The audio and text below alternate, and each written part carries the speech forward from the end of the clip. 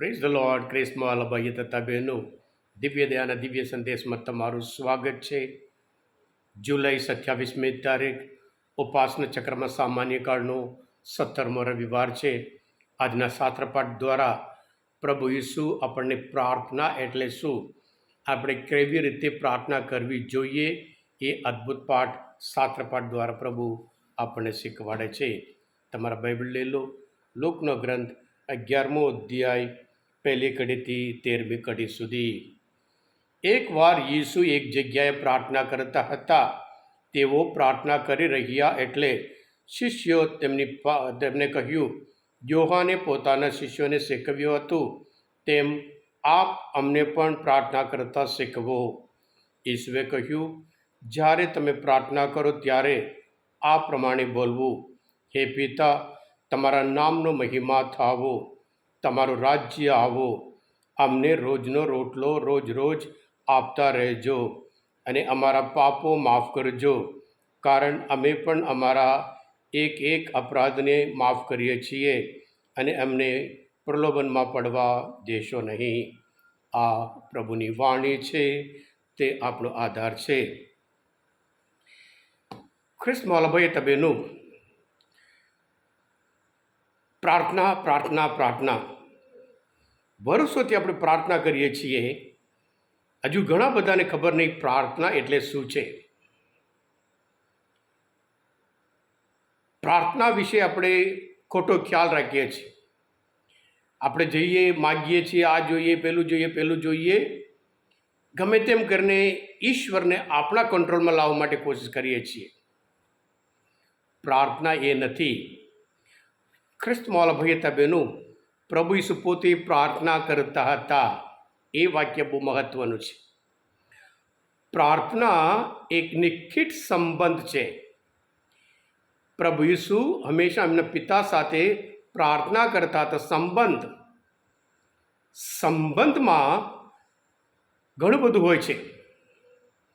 સંબંધમાં પ્રેમ છે, સંબંધમાં દયા છે, સંબંધમાં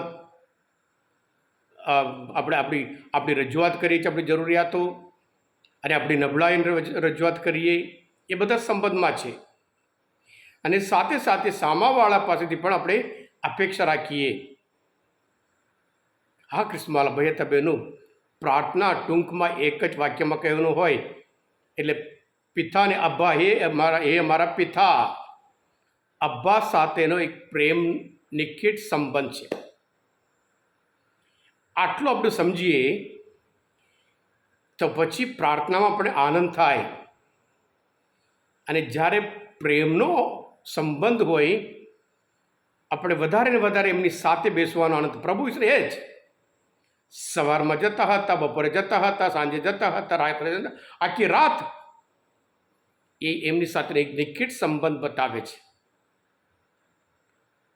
આપણે પણ એ નિશ્ચિત સંબંધ રાખીએ. આપણી નબળાઈ હોય, આપણી જરૂરિયાત હોય, આપણી બીમારી હોય, પ્રભુ આપણો હાથ પકડે એમ કરીને અપેક્ષા રાખીએ છીએ.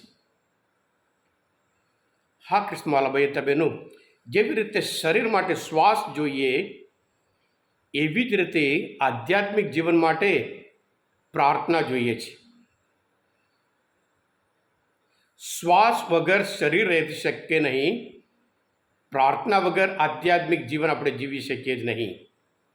પણ પ્રાર્થના એટલે શું છે આપણે સમજીએ તો પછી પ્રાર્થનામાં કોઈ દિવસ કંટાળો નહીં આવે, પ્રાર્થનામાં કોઈ દિવસ ઊંઘ નહીં આવે, પ્રાર્થનામાં કોઈ દિવસ આમ તેમ જોવાની ઈચ્છા ના થાય. કારણ કે આપણી સામે જે બેઠા છે, આપણી વચ્ચે સંબંધ છે. ધારો કે તમારી સામે વ્યક્તિ બેઠા હોય, આપણે આમ તેમ જોઈએ, પછી સામાવાળા સાથે આપણે ઇન્ટરેસ્ટ નથી બતાવે છે. સામાવાળા સાથે આપણે મોબાઈલ આમ કરીએ, આપણે સામાવાળાની ઇન્સલ્ટ કરીએ છીએ. દેવળમાં ઘણા બધા દેવળમાં આવે છે અને મોબાઈલ જોતા હોય, ઈશ્વરની નિંદા કરીએ, ઈશ્વરને અપમાન કરીએ છીએ. એમનામાં રસ નથી એ બતાવીએ છીએ. એમની સાથે કોઈ પ્રેમનો સંબંધ નહીં એ બતાવીએ છીએ. એટલે પ્રાર્થના આપણે પ્રભુ ઈસુ પાસેથી શીખવાનું છે. પ્રભુ ઈસુ હંમેશા એ અમારા પિતા નક્કી કહ્યું. આજના પહેલા શાસ્ત્ર પાઠમાં પણ અબ્રાહમ એ વિશ્વાસના પિતા. ઈશ્વરે અબ્રાહમ પાસે કશું સંતાડ્યું નહીં. ગયા રવિવાર આપણે જોયું હતું, ત્યાં બપોરે 3 માણસો આવ્યા, એમના માટે સારું ખવડાવે છે, અને ત્યાર પછી એ લોકો કહે છે શાના માટે જાય છે. અને અબ્રાહમ અને 3 વચ્ચેનો જે નિકટ સંબંધ, સારા લોકો સાથે, સોદમ ગોમોરામાં પાપ વધી ગયા હતા, નાશ કરવા જાય છે. અને ત્યારે અબ્રાહમ એમની સાથે કેવો સંબંધ રાખે છે કે તમે સારા લોકો, સારા અનિષ્ટ લોકો સાથે, જે ખરાબ હોય એમની સાથે તમે સારા લોકોને પણ મારી નાખશો. કેટલું ફ્રી સંબંધ છે. અને એટલા સંબંધ રાખે છે, તમે 50 હોય, 40 હોય, 30 હોય, એક પછી એક. એ અબ્રાહમ યહોવા સાથે કેવો સંબંધ રાખતા તે બતાવે છે.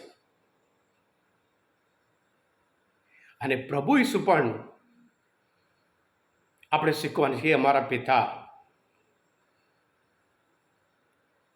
યોહાન એમના પહેલા પત્રમાં 5મો અધ્યાયમાં 14મી કલામાં આપણે શીખવાડે છે પ્રાર્થના એટલે શું છે. એ કહે છે, આપણે ખાતરી છે તેની ઈચ્છાને અનુરૂપ. કોની ઈચ્છા?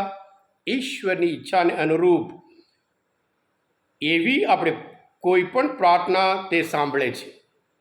આપણે જાણીએ છીએ કે તે આપણી કોઈ પણ પ્રાર્થના સાંભળે છે, એટલે આપણને ખાતરી છે કે આપણે કરેલી પ્રાર્થના ફળી ચૂકી છે. અને પ્રભુ પણ આપણે ફરી કહે છે, પ્રાર્થનામાં જે કંઈ માગું મળી ચૂક્યું છે, વિશ્વાસ રાખો. વિશ્વાસ મહત્વનું છે. હા ક્રિસ્મવાલા ભાઈ હતા બહેનો, આજના શાસ્ત્રપાઠ દ્વારા, પહેલા શાસ્ત્રપાઠ અને શુભ સંદેશ દ્વારા પ્રભુ ઈસુ આપણને શીખવાડે છે. એટલે બે વ્યક્તિઓ સાથે સંબંધ એ પ્રેમ છે, એ પ્રેમનો સંબંધ છે. એમાં આપણે દિલ ખોલીએ છીએ.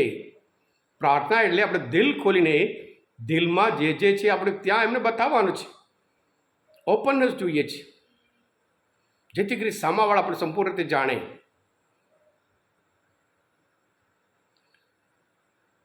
જે બહુ નિકટ છે એમની આગળ રડી શકીએ, રડીને પ્રાર્થના કરીએ.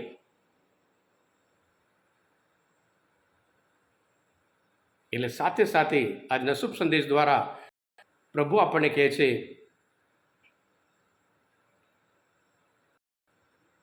પ્રકટીકરણમાં, દર્શનના ગ્રંથમાં 3જો અધ્યાયમાં, હું બારણે ઊભીને બારણું ખખડાવું છું.